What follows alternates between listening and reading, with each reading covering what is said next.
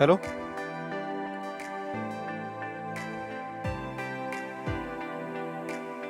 ये क्वेश्चन है, देखो।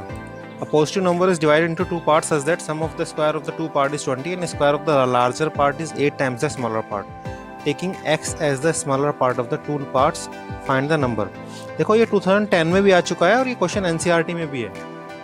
तो आपके सिलेबस में बहुत कुछ ऐसा है जो एनसीईआरटी का पार्ट है, मतलब जो भी कॉमन टॉपिक है तो वो एनसीईआरटी की बुक से भी अगर आप पढ़ोगे तो भी कंप्लीट हो जाएगा, लेकिन क्वेश्चन जो है वो आईसीएससी वाले सारे प्रैक्टिस करोगे तो ज़्यादा अच्छा है।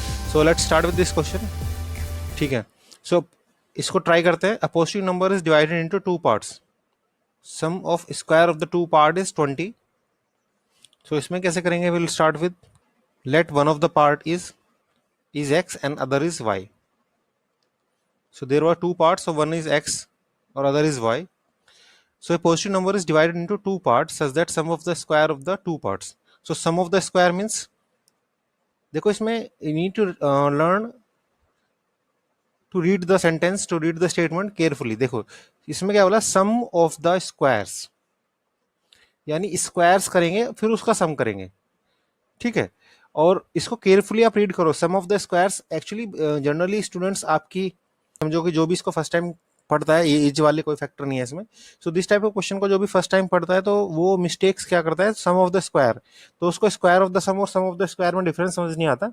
तो सम ऑफ द स्क्वायर का मतलब है कि पहले स्क्वायर करना है फिर उसका सम करना है। ठीक है, so if you square the both term, x square plus y square, so that will become 20. So this is the first equation given to you. And the square of the larger part, तो larger part suppose करो हमने x को larger ले लिया, the square of the larger part is 8 times the smaller part. ठीक है, so हमने ले लिया let one of the part is x, so हमने इसको larger को ले लिया, larger को x assume कर लिया और smaller हमारा y हो गया। ठीक है, अब क्या करना है इसमें, we have two values and you can substitute the value into the first equation में सेकंड इक्वेशन की वैल्यू को पुट कर दो। So x square is equal to 8y को पुट करेंगे आप, so it will become y square plus 8y is equal to 20।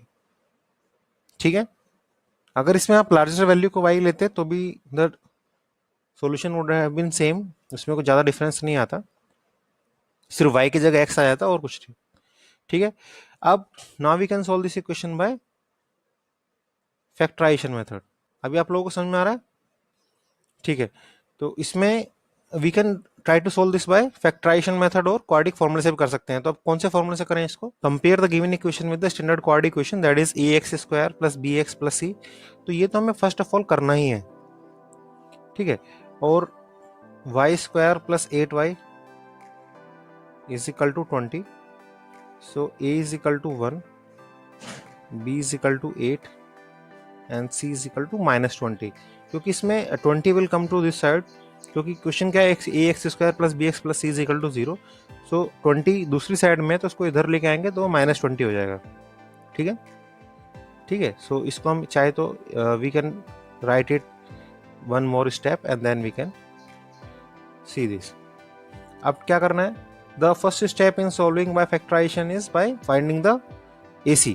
AC क्या होगा, mod of AC is 20 and then step 2 will try to find their factors. कैसे निकालेंगे, 1 and 20, 2 and 10, उसका 3 से होगा नहीं, 4 and 5। ठीक है, so you can see that 2 and 10, so इसमें 10 minus 2 is 8 and that is what we need, है ना। हमें क्या चाहिए, हमें मिडिल टर्म स्प्लिट करना है और मिडिल टर्म हमारा या कोफिशिएंट ऑफ y क्या है, हमारा 8 है, और हमें 8 चाहिए फैक्टर्स के डिफरेंस से या फिर एडिशन से। तो डिफरेंस से आ रहा है, कोई बात नहीं, हमें उससे ज़्यादा डिफरेंस से आए एडिशन से आए, लेकिन फैक्टर के डिफरेंस से या एडिशन से हमारा मिडिल टर्म आना चाहिए, या फिर कोफिशिएंट ऑफ y आना चाहिए, कोफिशिएंट ऑफ x आना चाहिए। अगर y है तो y आना चाहिए, x है तो कोफिशिएंट ऑफ x आना चाहिए। ठीक है, अब देखो इसमें क्या है, वाई स्क्वायर प्लस 10y ले लेंगे minus 2y minus 20 is equal to 0। ठीक है, क्योंकि प्लस 8y है तो 10 माइनस 2 ले लिया। अब क्या करो, फर्स्ट 2 में से कॉमन ले लो। फर्स्ट 2 में से कॉमन क्या आएगा, वाई स्क्वायर, और 10y में से क्या कॉमन आएगा, y आएगा। तो ये हो जाएगा y plus 10 minus 2 y plus 10 है ना। अब क्या करेंगे, y प्लस 10 आ गए, y प्लस 10 और y minus 2 is equal to 0। तो y की दो वैल्यू आ गई, एक तो आ गई 2 और एक आ गई माइनस 10। ठीक है, अब y की दो वैल्यू आ गई, एक आ गई 2 और एक आ गई माइनस 10। अब देखो उसने क्या बोला है, देखो क्वेश्चन को दोबारा पढ़ते हैं। अब पॉजिटिव नंबर, तो हमें कौन सा वाला क्वेश्चन पार्ट लेना है, पॉजिटिव ही लेना है सिर्फ। तो पॉजिटिव क्या है, 2 है, 2 है। ठीक है और इस 2 को क्या करेंगे, अब हम किसी दूसरी इक्वेशन में पुट कर देंगे। तो हमारा x square is equal to 8y था, तो y की जगह क्या रख देंगे, 2 रख देंगे। तो एक्स स्क्वायर कितना हो जाएगा 16, और x की वैल्यू क्या आ जाएगी हमारी प्लस माइनस 4। x की वैल्यू हो जाएगी प्लस माइनस 4। तो फिर से हम पॉजिटिव लेंगे, तो x की वैल्यू क्या आ गई 4। अब हमारा नंबर क्या था, हमारा नंबर था a number is divided into 2 parts, और हमने दो पार्ट्स कौन कौन से लेते हैं, x और y। तो अगर हमें नंबर बताना है तो नंबर क्या होगा, नंबर था हमारा x प्लस वाई। ठीक है, वो क्या हो जाएगा 2 प्लस 4, तो हमारा नंबर क्या हो गया 6। ठीक है, आगे बात समझ में। ठीक है, तो इस तरह के क्वेश्चन भी आते हैं, और ये 2010 में ऑलरेडी आ चुका है। तो इस तरह के क्वेश्चन भी काफ़ी इंपॉर्टेंट है, आप इसको ध्यान से समझें।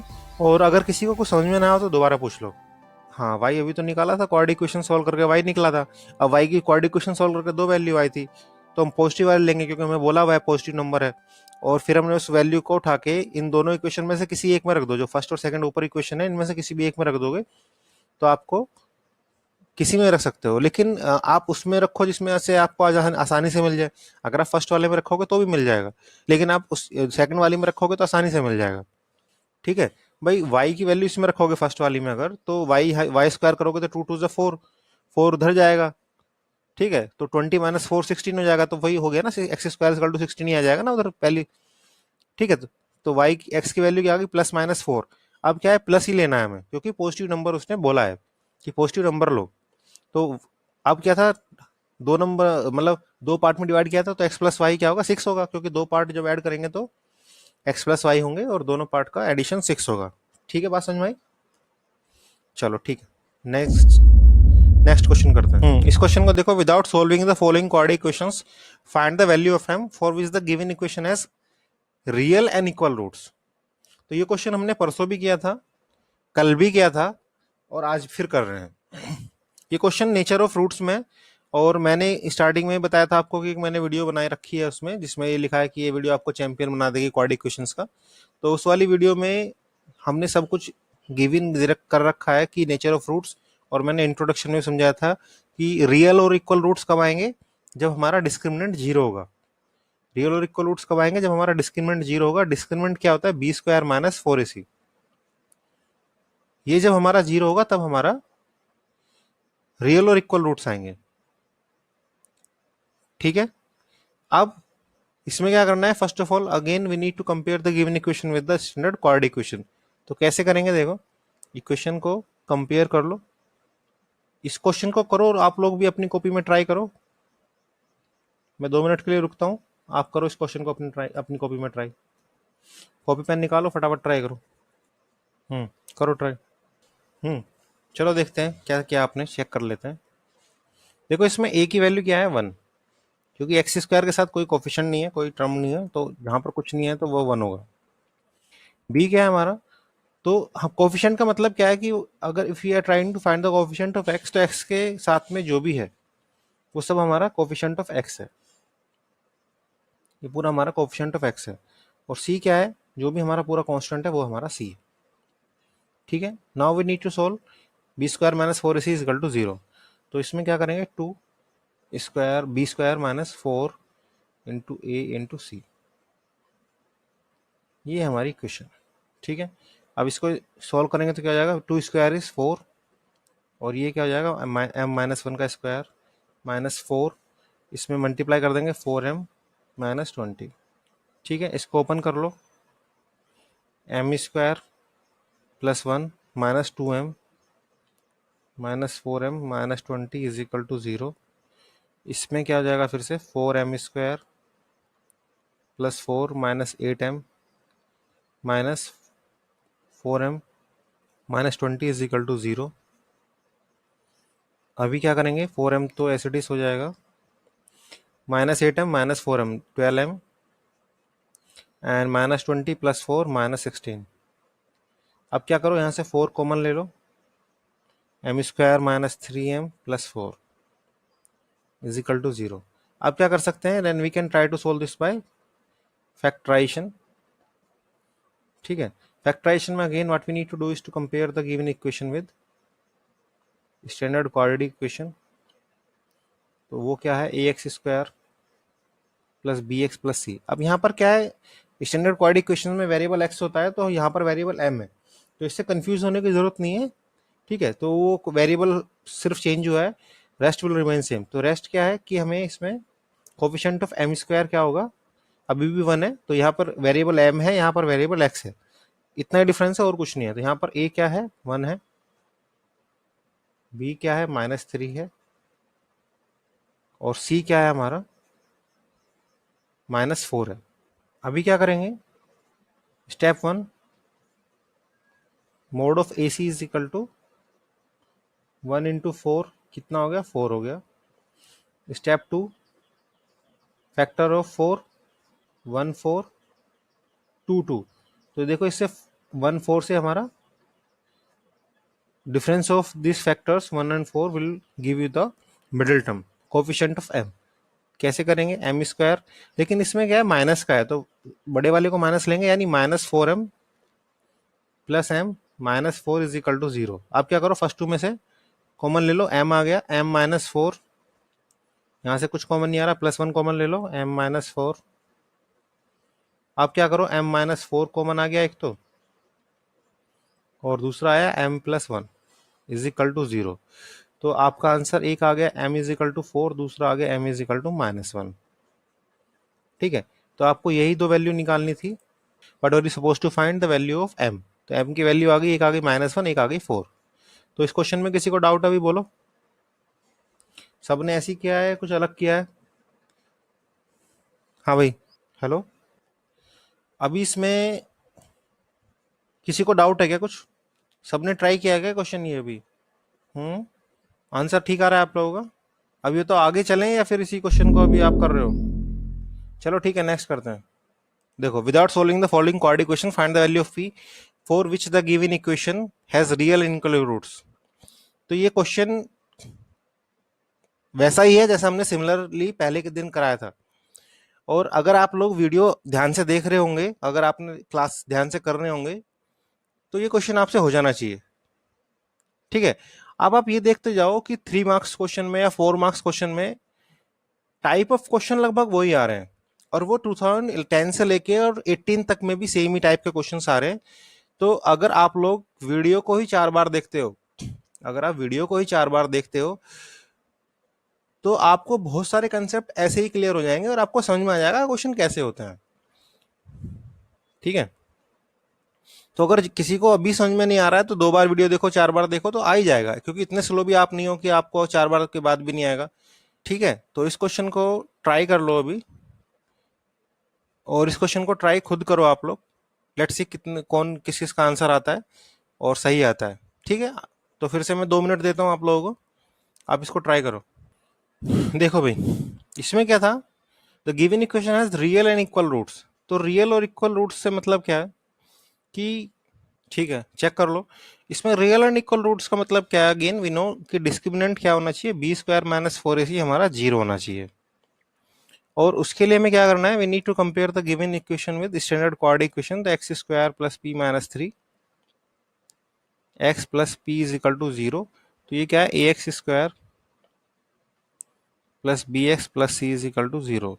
तो इसमें a की वैल्यू क्या है, 1, b की वैल्यू p - 3, और c की वैल्यू p। ठीक है, इसमें क्या किया, b² - 4ac में, तो p -3 का स्क्वायर -4 × 1 × p = 0। p -3 का स्क्वायर करेंगे तो p² + 9 - 6p -4p = 0। अब ये क्या हो गया, p² + 9 -10p। ठीक है, अब क्या करना है इसमें, फिर से वही फैक्टराइजेशन। फैक्टराइजेशन में क्या करते हैं, p² - 10p plus 9 is equal to 0। तो अभी हमारे इसके स्टैंडर्ड -6 भी यहाँ से आएगा ना, p-3 के स्क्वायर से। a माइनस बी का होल स्क्वायर क्या होता है, a² plus B square minus 2ab। तो यहाँ पर p-3 करोगे तो p² plus 3² minus 2 into 3 into P. तो 2 इंटू 3 कितना होगा, 6 होगा ना। समझ में आया अभी। अब यहाँ पर a इज इक्वल टू 1 हो जाएगा, b is equal to -10, c is equal to 9। ठीक है, अब क्या करना है हमें, step 1 again mod of AC कितना हो जाएगा 9। स्टेप 2 फैक्टर ऑफ AC, तो 1 और 9, उसके बाद 2 से होगा नहीं, 3 से होगा, 3 3। ठीक है, तो हमें क्या चाहिए, 10 चाहिए, मिडिल टर्म क्या है हमारा 10 है। तो ये जो फर्स्ट वाला फैक्टर है इसी से हमें हमारा सॉल्यूशन मिल जाएगा। ठीक है, तो क्या करेंगे, p² -9p minus p plus 9 is equal to 0। अब इन फर्स्ट टू में से क्या करो, कॉमन ले लो जो भी आता है। तो p कॉमन ले लिया तो p -9 आया। अब क्या करो, -1 कॉमन ले लो।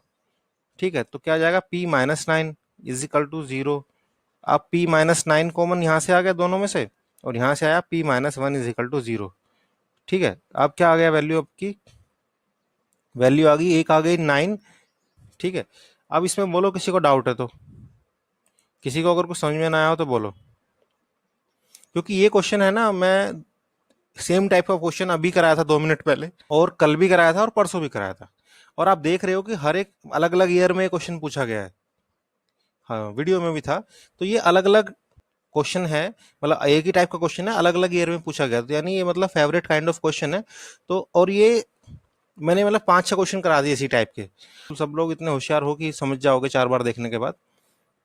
ठीक है, तो इसको देखे देखे चले जाओ और समझे समझे चले जाओ। इसमें हो सकता है किसी पॉइंट पे अगर आपको कुछ डाउट हो, तो वो डाउट इसलिए हो सकता है कि आपने प्रैक्टिस नहीं की है। ठीक है, क्योंकि ऐसा नहीं है कि ये आपको हमेशा से आता था, बेशक मैंने 4 बार करा दिया, लेकिन ये कंसेप्ट है तो नया ही। तो अगर आप इसको फॉलो नहीं कर रहे हो तो नहीं आएगा। और अगर नहीं आएगा, नहीं आ रहा है, तो इसके लिए क्या करना है, आपको सिंपली इसको बार बार ट्राई करना है, बार बार वीडियो को देखना है। चलो ठीक है, चलो वेरी गुड, आ रहा है तो अच्छी बात है। अगर इस क्वेश्चन को आप समझ लोगे तो 4 नंबर या 3 नंबर पक्के हो गए। ऐसे ही आउट ऑफ 80 ऐसे ही नंबर इंक्रीज होते जाएंगे, और ऐसे ही आप 80 में से 80 ले आओगे।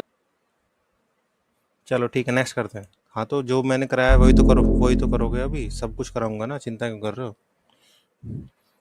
पहले क्वाड्रेटिक इक्वेशन के तो 3-4 नंबर पक्के कर लो। चलो आगे बढ़ो, बाकी ले लेना। बाकी मैं सारे कराऊंगा ही, मैं ऐसे ही कराऊंगा, यही तरीके से कराऊंगा कि एक इंट्रोडक्टरी वीडियो होगी हर चैप्टर पे, जिसमें उस चैप्टर्स के सारे टाइप्स और सब कुछ होगा। उसके बाद उसके फिर प्रीवियस ईयर में सारे कराऊंगा, पिछले 10 साल के। तो इसी तरीके से हम अपना करेंगे। ठीक है, चलो इस क्वेश्चन को ट्राई करते हैं। Shopkeeper purchase a certain number of books for ₹960। If the cost per books were ₹8 less, the number of books that could be purchased for ₹960 would be 4 more. Write an equation taking the original cost of each book to be X and solve it to find the original cost of the book. चलो भाई निकालो, इस question को निकालो, solve करो। देखो ये भी 2013 में आया। चलो ट्राई करो फटाफट। और ये वीडियो पोस्ट करो। A shopkeeper purchases certain number of books for ₹960। तो उसने ऑलरेडी आपको हिंट गिवन है कि taking the books cost, original cost of each book to be ₹X। तो वो तो जिस जो उसने बोला वही ले लेते हैं। सो हाँ बताता हूँ, लेट द ओरिजिनल कॉस्ट। ये भी मैंने इस तरह का क्वेश्चन भी मैंने उसमें करा रखा है, सब कुछ करा करा दिया है, और तुम्हें वीडियो में भी डाल दिया। तो प्लीज़ उसको थोड़ा रिवाइज करो, है ना। अभी बताता हूँ कैसे होगा। Let the original cost of each book, ये तो एक्स उसने गिवन ही है। ठीक है, तो उसने ये एक चीज़ और अज्यूम कर लो, that let the number of books bought, let the number of books bought, इसको ले लो y। किसने y बुक्स खरीदी, और x रुपीस की एक थी। ठीक है, सो उसने टोटल कितना रुपीस इन्वेस्ट किए, 960। तो x into y is equal to 960। तो इतने रुपए की उसने x रुपीस की एक बुक थी और y बुक्स खरीदी, तो x into y is equal to 960। ठीक है, अब उसने क्या किया, cost per book was 8 less, यानी हर एक बुक की कॉस्ट अगर 8 रुपये कम होती, तो number of books that could be purchase for rupees 960, rupees 960 would be 4 मोर। तो बुक्स कितनी खरीद लेता वो? 4 और खरीद लेता। ठीक है, तो बुक्स वाई खरीदी और हर एक बुक की कॉस्ट कितनी थी? एक्स। ठीक है, इज इक्वल टू 960। तो एक इक्वेशन ये है, एक इक्वेशन ये है। ठीक है, अभी समझ में आ रहा है? अब क्या करना है हमें? So we need to solve this equation to get the answer. ठीक है, कैसे करेंगे? मल्टीप्लाई कर दो सेकंड इक्वेशन में, तो एक्स इन सेकंड इक्वेशन को मल्टीप्लाई करेंगे तो क्या हो जाएगा? एक्स वाई, उसके बाद 4x minus 8y minus 32 is equal to 960।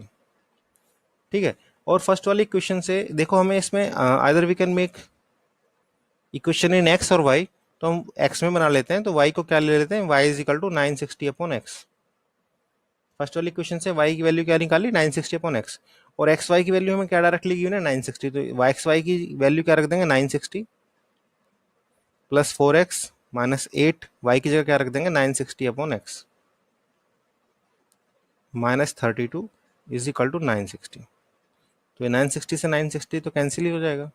उसके बाद एलसीएम ले लो, तो इन सब का एलसीएम ले लोगे तो एलसीएम क्या आ जाएगा? एक्स आ जाएगा। तो ये क्या हो जाएगा? 4x² माइनस 8 × 960 माइनस 32x is equal to 0।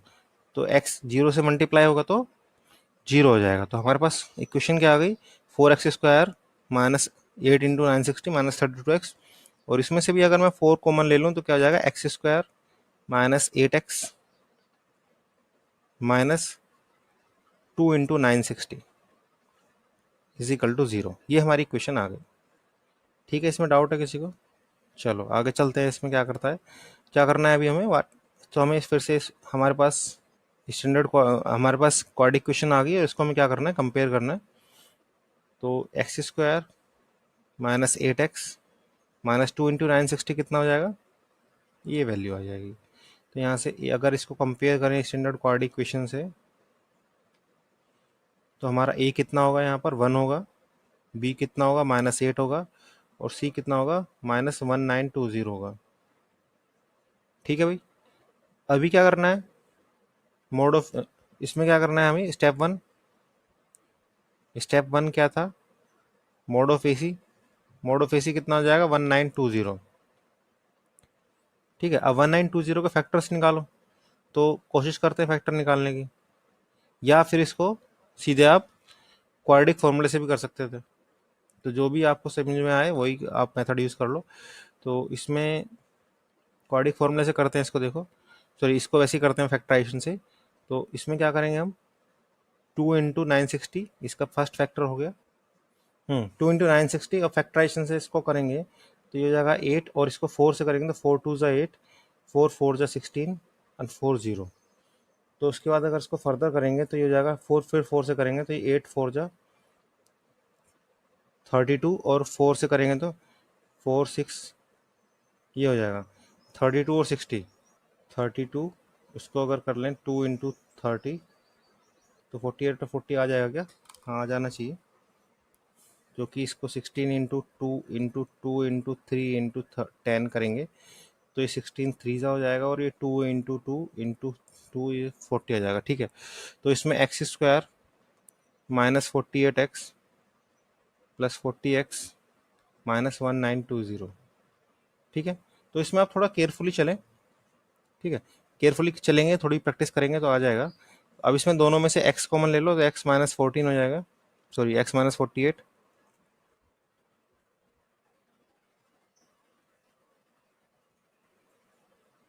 Plus 40, x minus 48 is equal to 0। तो x plus 40 x minus 48 is equal to 0। तो x की वैल्यू क्या आ गई? एक तो आ गई 48, और एक आ गई -40। ठीक है, तो x की वैल्यू 48 ही आ रही है। तो इस तरीके से हम इसको कर सकते हैं। ठीक है, और फिर से वही मैं बता रहा हूँ आपको कि अगर आपको कोई ऐसा लगे कि आप इसको फैक्टराइजेशन से नहीं कर पा रहे हैं, हालांकि फैक्टराइजेशन से भी हो जाएगा, तो इसको फिर आप क्वाड्रेटिक फॉर्मूले से कर लीजिए, क्योंकि ठीक है, अभी बोलो किसी को डाउट है? दिव्यांशु बंद करो इसको। तोनिश, तोनिश,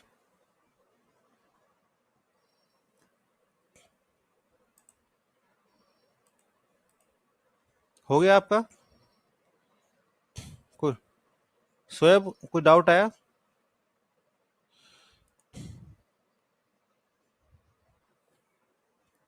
क्वेश्चन ही समझ में नहीं आया तो इतनी देर से बोले क्यों नहीं भाई? क्वेश्चन ये है कि एक शॉपकीपर ने कुछ बुक्स खरीदी ₹960 में, और हर बुक की कॉस्ट जो है एक्स है। तो हमने हर बुक की कॉस्ट को एक्स गिवन है तो ठीक है, लेकिन हमने एज्यूम कर लिया कि उसने मान लो वाई बुक्स खरीदी, तो एक्स रुपए की एक बुक थी और वाई बुक्स खरीदी। तो ये ऐसा ही है जैसे ₹5 का एक पेन है और 25 पेन खरीदे, तो कितना होगा? 5 × 25। ठीक है, तो उसने क्या, 5 × 25 वही सिमिलर स्टेज है, तो x into y is equal to 960। अब उसने क्या कहा कि उसने कहा कि अगर बुक की कॉस्ट जो कि एक्स थी वो अगर ₹8 कम होती, और तो वो 4 और बुक्स खरीद लेता। यानी बुक्स की कॉस्ट, जैसे यहाँ पर हमने दे रखा है, बुक्स की कॉस्ट अगर ₹X कम, ₹8 कम होती, तो वो 4 बुक और खरीद लेता। और दोनों का जो मल्टीप्लाई है, दोनों का जो मल्टीप्लाई है वो अभी भी रहेगा तो 960, क्योंकि रुपए तो वही है 960। अब हमने क्या किया, इन दोनों इक्वेशन को सोल्व कर लिया। दोनों इक्वेशन को सोल्व करने के लिए हमने क्या किया, हमारे पास 3 मेथड थे इक्वेशन सोल्व करने के, जो हमने क्लास 9th में पढ़े थे, linear equation in two variable में। और आपकी बुक में था साइमल्टेनियस लीनियर इक्वेशन।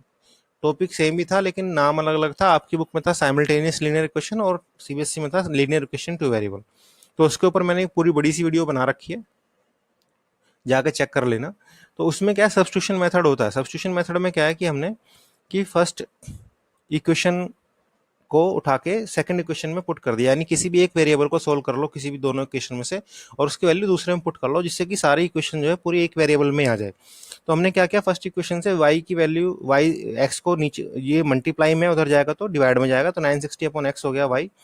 और y की जगह 960/x जो है वो हमने सेकंड इक्वेशन में पुट कर दिया। एक्स वाई की वैल्यू डायरेक्ट रख दी और y की जगह 960/x रख दिया यहाँ पर। ठीक है, उसके बाद हमने इसको सोल्व करते गए। उसके बाद हमारे पास फाइनली एक क्वाड्रेटिक इक्वेशन सी आ गई, जिसको हमने फैक्टराइजेशन से सोल्व किया, जिसके फैक्टर आए 48 और 40।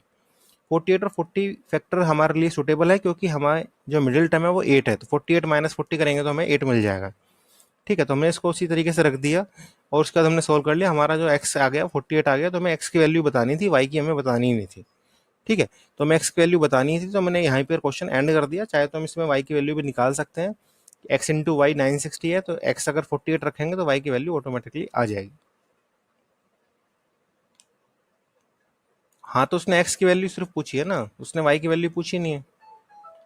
उसने पूछा write an equation taking the original cost of each books to be x, तो हमने वो कर दिया। उसके बाद उसने कहा कि solve to find the original cost of the book. उसने दो ही बात बोली है। उसने क्वेश्चन आंसर में बोला है कि आप एक इक्वेशन बनाओ और आप एक उसका सॉल्यूशन निकालो। तो अगर आप इक्वेशन जैसे आपने ये बना ली, अगर यहाँ तक भी आप करते तो आपको 2 नंबर मिल जाते, फिर आपने एक्स की वैल्यू निकाल दी तो आपको 2 नंबर और मिल जाएंगे। तो 4 नंबर का क्वेश्चन इस तरीके से जस्टिफाई होता है। ठीक है, ठीक है, चलो नया एक और क्वेश्चन करते हैं फिर। A two-digit positive number is such that the product of its digit is 6, and if 9 is added to the number, the digit interchange their place, find the number। तो ये भी बड़ा इंपॉर्टेंट क्वेश्चन है। ये question भी बहुत ही आता है अभी हाल फिलहाल में। ये बहुत ही इंपॉर्टेंट काइंड ऑफ क्वेश्चन बन गया है, और ये बहुत आता है। टू डिजिट पॉजिटिव नंबर वाला क्वेश्चन। इस तरह के क्वेश्चन सीबीएसई में तो हमेशा आते ही आते हैं। तो इस क्वेश्चन को करते हैं फटाफट।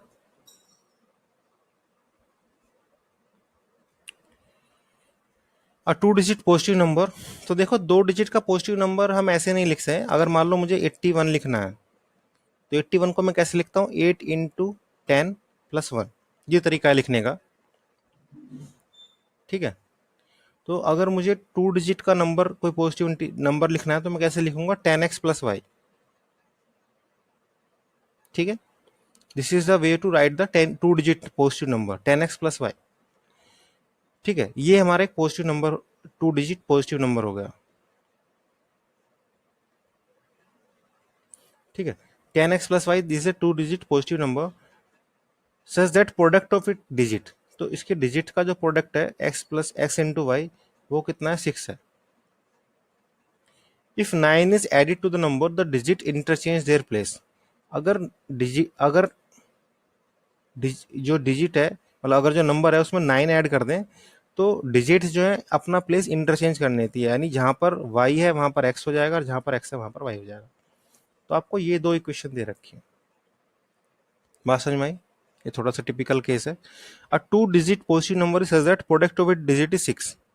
हाँ, 2 डिजिट को नंबर को जैसे मैंने 81 लिखा है, तो अगर मान लो 81 को आप 8 इंटू 1 तो नहीं लिख सकते ना। अगर मान लो आपका x 8 है और y 1 है, तो आप उसको 8 x इंटू वाई तो नहीं लिख सकते ना, क्योंकि एक्स वाई तो नहीं लिख सकते ना 81 को, क्योंकि एक्स वाई क्या है, वो मल्टीप्लाई है, और 81 का मतलब 8 इंटू 1 तो होता नहीं है।